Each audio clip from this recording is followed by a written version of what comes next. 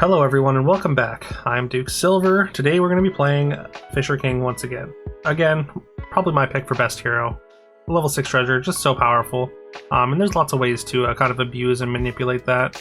We're going to take a pair of vowels here. I mean, they grow relatively fast. We are probably going to take a couple bumps earlier here, but I think it's still worth taking the pair. We get to cast the spell. I did consider just taking the frog and then flipping it over, but instead decided to go with just the two owls, just get them scaling as soon as possible.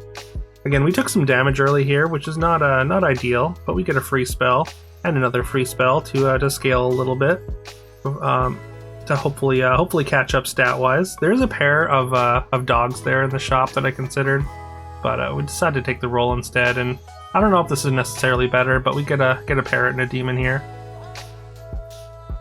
Ends up working out pretty well. We win that combat. Alright, now we just want to take big things on level 3. We want an egg, we want a farmhand, the 12/12 anyways. I consider taking the demon here. It does give +2/+1 to all your evil characters. We do only have the parrot that's evil right now. I mean, we also had a spell to turn something evil, but we couldn't have bought them both because they both cost a mana, and we did cast the spell first to turn our demon good.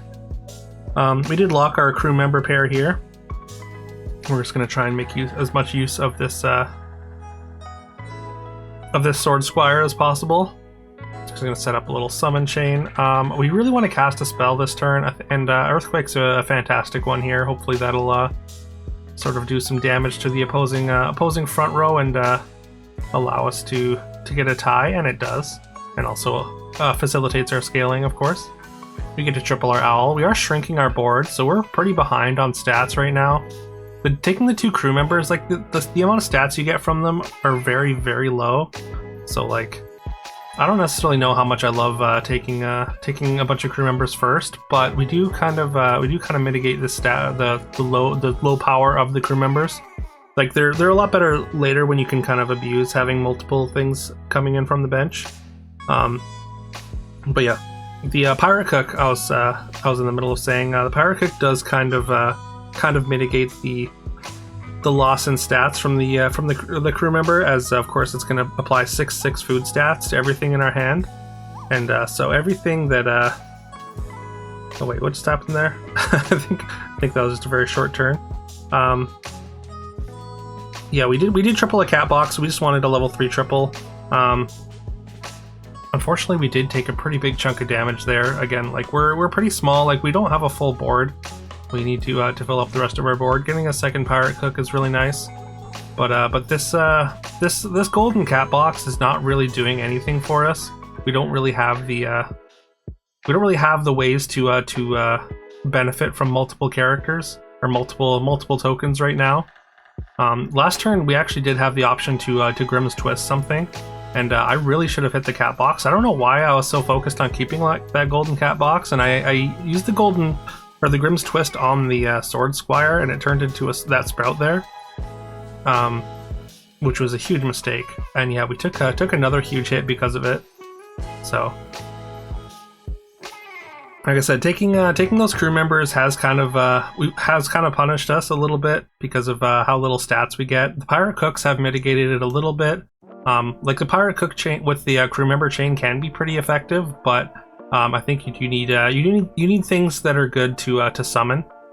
We do manage a tie in that fight, but yeah, you want to be summoning in a ranged character like we summoned in the crab there, or something like that, something that uses the stats well. We get our level 7 treasure thanks to the magic bean from our cat box triple, and it's like Excalibur's Scabbard, which is a pretty big whiff. Unfortunately, like upgrading all the things we have now, while it would give us a little bit of a power spike, I think it's just not worth taking here. We are going to take a Kiv. This is the new unit added in this most recent patch. Gives +5/+1 to the things it boosts, and if there's a royal and it gets attacked into and dies, then Kiv gets a bonus attack. So Kiv has really brought up the stock of all the sort of mid game and early game royals. Like we're gonna take a lane here, which is kind of unfathomable before Kiv was a thing. we're going to be able to summon. It's a ranged unit and a royal, of course, and it's going to get a bunch of food stats from our pirate cooks there. And yeah, you can see just with that one shop, we're significantly stronger with the extra bonus attacks. You want to find ways to get stats onto Kiv.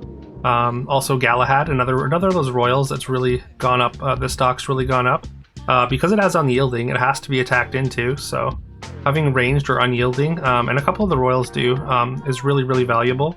Like Rapunzel and Rapunzel's Prince are also quite good. It makes Romeo and Juliet even more enticing in the early game, I would say. I think I'd probably go back to speculating on Romeo and Juliet quite a bit more now. Yeah, we just set up a summon chain because, of course, and the +5/+1 is definitely not nothing either. So that summon chain in front of Kiv is actually doing all right. So yeah, we actually win these 2 combats, even having to re-roll our level 7 treasure, and we get another whiff on our level 7 here. The +50 attack treasure is just not really going to help us. Like, we could maybe audible into hero attack, and I think that's a thought that I did have. And we're going to take a Slamulate here. It's going to give Kiv some extra attack, and every time he slays, it's going to give him +3/+2.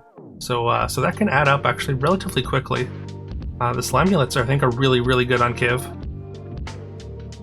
And yeah, we do start to run out of time a little bit here, just trying to figure out exactly where to go from this spot. We have that Watson in the shop.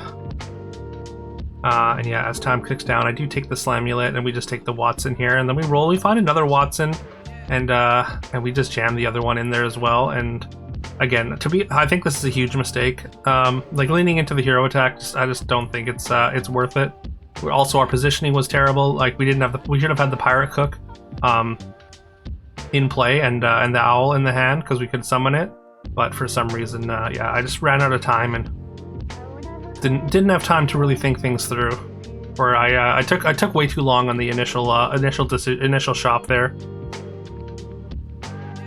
I think we're going to take this BLT. I mean, it's going to slot into slot 1 really nicely. And then we can move Kiv over, and we want all our royals to be in front of Kiv. There's a Merlin, which I think we are actually going to take. I mean, we don't like we could potentially if we were to find like a whole bunch of Gretels and Hansels or something, then we could potentially be in hero attack still. And yeah, bet Merlin helps that a little bit. And it's also King Arthur is really good with Kiv in particular. So getting a Merlin here to help set up for that is also a choice, I thought. There's a Kiv and also a Guinevere in the shop. We are going to lock the Kiv for sure. We want to get another one in. We can get that upgraded if we can. All right, we managed to tie, so we're kind of just hanging on. We're very low. I didn't bother with the Gwyn. I mean, generally I don't take Guinevere unless I've already got like a Divine Messenger. And also like our backline's pretty gummed up. All right, and here we're gonna take Witch Hunter's Talisman, which has been changed in this most recent patch. So when your last character dies or gets attacked into, I believe, Witch Hunter's Talisman will kill the character with the highest health on the opposing board, which is a pretty big departure because before it only killed the thing that attacked into your last character, which like 50% of the time like you didn't even get your thing attacked into, you attacked into them, and it just didn't do anything. So that's a huge buff for this treasure, and we're gonna really see this thing help us a lot in this game. All right, BLT has been kind of doing some work for us as well.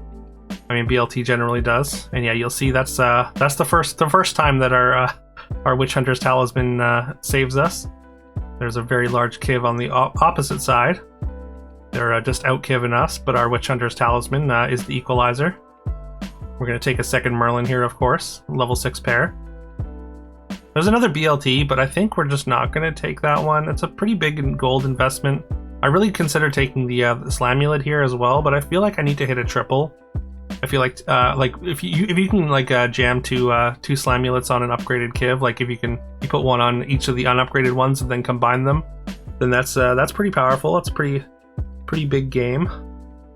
But I just don't think we had the gold for that. And we do end up finding our Kiv triple, which is nice. So we get another level 5 treasure. I think we're going to take the Philosopher's Stone here. And then we can slot the one of the Merlins down into our slot 7. And that's going to be upgraded, and that's just going to further increase the boost that we have going on from our supports. This is a very scary board, though. That's a double golden frank there on the opposing side. So depending on what pops out of these franks, then we could be in real trouble. We do have a full ranged backline, which is of course very good against scam, and we actually do win the fight. So ends up working out pretty well for us, even against the scary board. We get another chance at a level 5 treasure. I think we're just gonna skip here. Like, Holly's gold has been nerfed. It's only 3 gold to return now. It might have been better than say like the plus 50 attack. The plus 50 hero attack just probably doesn't really do a ton for us. We do get an Uther there from I think it was a Grimm's Twist. And again, that's another unit that's gone way up in value. And there's a Gwyn in shop too, which we could have taken. This was actually like my first game actually playing with like a sort of Kiv-centric build. So I hadn't quite worked out that Uther's actually very good if you just place the Merlins and a Gwyn or two up front. Like, Gwyns and Merlins are both royals, and those stats going onto the Kivs in the back row does make the Kiv very, very large. If you get like an alliance band or something on there, then yeah, you can fill your front row with those royal supports, those ranged or unyielding royal supports, notably as well, of course. And then yeah, anytime one of them gets attacked into, your Kiv will get a bonus attack. Well, at least, I mean, you need Divine Messenger to get all of them, but still, yeah, it's quite powerful, anyways. So I would say like the round table boost comp is kind of back with Kiv.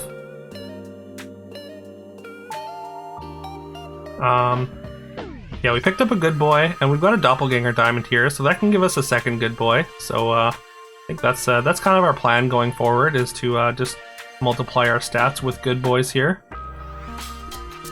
Positioning gets a little bit tricky because we want to, of course, double support our royals, and we also want our good boy to go as far right as possible, so it goes on our back row. Manage a tie there. Honestly, like, this positioning is wrong, though. We definitely should have Kiv in 7 and the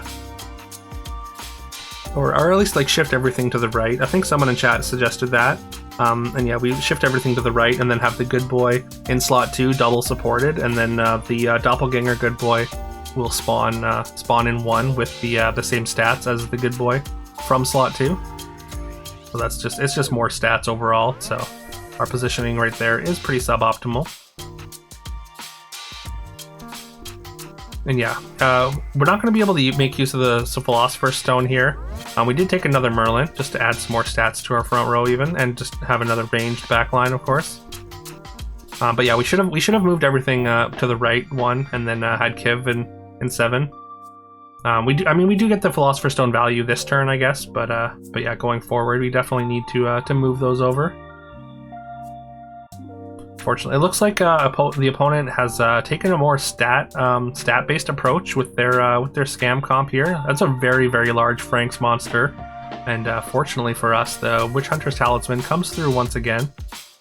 Once they attack into our last character, it kills the giant Frank's monster, and our hero attack is enough to clean up the succubus there. And now we have moved everything over. Again, we're not going to get any Philosopher's Stone value, but I think this is enough better that's fine. There's a King Arthur. This is exactly what we've been waiting for, what we've been setting up for. It's taken quite a few turns to get to it, but I think we definitely want to take it. Sell some gold, so we take our roll. And there's another one, so quickly sell for it and get a second one in there as well. So yeah, now if it gets attacked into, of course, it's going to put a bunch of stats onto Kiv, and then hopefully. And then Kiv will get the bonus attack afterwards. So, yeah, it just makes those Kiv attacks much stronger. All right, we're down to top 2 here. We're barely hanging on, like, by the skin of our teeth for a lot of the game there, and we've managed to kind of fumble our way into a top 2 here. Honestly, huge thanks to this Witch Hunter's Talisman. Again, just like I feel like it's definitely gets the award for most improved this patch anyways. We are gonna triple up a Galahad there. We did sell out of one of our Galahads earlier, so taking another one and then finding the other one right away is kind of nice. We get to increase our stats a little bit at least here. We're just gonna throw some stats on our good boy, which is of course gonna get duplicated with the doppelganger. Unfortunately, our King Arthur does get attacked before getting any good boy stats, so we don't get like the maximum amount of stats on our back line. The Succubus attacks into our BLT, which does BLT actually ended up being kind of a liability there once again. Witch Hunter's Talisman saving us, because the BLT, of course, attacking into our good boy was not ideal. But I mean, the one upside there is we don't get 2 for 1 by the Succubus at least. At least the BLT kind of attacks into the good boy and doesn't take any damage, which is important. And yeah, we're looking for some very specific things, so we're just kind of running down the shops here. Unfortunately, we finally find a Core Fusion. We were holding the Owl as long as possible, but we ended up having to sell it. We're going to change heroes. But yeah, I was holding onto the Owl, basically looking for a Core Fusion and hoping for a Core Fusion to throw a bunch of stats on our either good boy or Kiv. It would have been Kiv before we found the good boy, but we did find. I think it goes on the good boy afterwards, because I mean the good boy stats can go onto the Kiv anyways. Yeah, opponent has a bunch of summons that don't really do much. Honestly, they kind of ruin their board space, and end up working out just fine for us. The Succubus is a bit scary, and once again, Witch Hunter's Talisman just keeping us in it. Hopefully, eventually, I think we can improve more than the opponent. So eventually, we're just praying to turn a corner here. We did take the second good boy. We're kind of locked up as far as board space goes, and I ended up playing the second good boy intentionally, thinking, it's fine if we just play the second good boy, even if it's a little bit smaller than duplicated good boy was. But what I didn't realize is I actually broke the chain. The crew member doesn't summon anything because we played a full board, so we are actually probably a lot weaker than our last board, which is not great. But fortunately for us, it's still enough for us to survive thanks to the Witch Hunter's Talisman. And we're going to get a level 6 treasure. We're going to take the Battle Song Sword, just add a bunch more stats up front, and we are actually going to we're going to get out of the Witch Hunter's Talisman now. I know we would have lost the last fight without it, but with the unbroken chain, if we can unbreak the chain for this turn, then I feel confident that we're big enough to turn the corner and fly on our own power without the safety net of the talisman. And also, I mean, we're Sinbad. We really wanted to get our treasure levels up so we can start copying our higher level treasures and get the most out of them, rather than having the Sinbad looking at our level 4 Witch Hunter's Talisman that has no copyable ability, no underlined text to copy. And yeah, we do have fixed our chain here. Board space, almost a little bit of an issue, because nothing on our front row dies, but fortunately our crew member survives long enough to get both our summons. The King Arthur summons in front of the Merlins and gets some extra stats there, and there we go. There it is, the turning point. We have turned the corner. We've won the combat.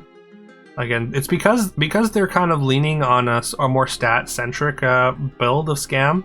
Like, I think after losing that fight, they should probably just reorganize and try and move into just getting as many Scam units onto the board as possible. They can't compete with us on stats. They've hit the cap on their stats like quite a while ago, and like they're pretty big, but I mean, you're not gonna beat Doppelganger Good Boy with all kinds of supports and even bonus attacks on stats with Scam anyways. And then we're going to lock the Good Boy triple there, which is going to be a huge power spike if this one ends in a tie. But right now we are both in one loss, and then it's over range here. So it all comes down to this. Fortunately, these summons just don't really matter. They're just just kind of an annoyance. They're really just feeding the what do you call it? The Frank. And then there we go. Once again, we take down that sort of stat capped Frank's monster. We finally turn the corner, and then we win 2 combats in a row. We hang on, and like I said, we stumbled our way into the top 2, and just hung on by our fingertips the entire way through. And really, the MVP of this game was the Witch Hunter's Talisman. But yeah, we end up getting the win with our first real Kiv game. But yeah, Kiv, definitely a powerful new unit. I honestly didn't think it was going to be as like sort of game warping or sort of meta defining. I say with heavy quotes. I don't know if it's like necessarily meta defining, but it's a new angle for comps to attack with. It gives these good royal supports, this good royal support theme in the game, a new angle and a way to actually be an endgame build, which is very cool. And also just it's pretty flexible, I would say. But yeah, which I'm a big fan of, as I've said. I really love flexible units, and I think it strikes a pretty good balance and makes some of the supports, because supports just in general are flexible. Like, I mean, you throw a support in it can support anything, right? Anyways, this has gone on long enough. Thank you so much for watching. I super appreciate it. I hope you have a fantastic rest of your day. Please leave a like, comment, subscribe if you haven't already. I would very, very much appreciate that. And yeah, I'll see you next time.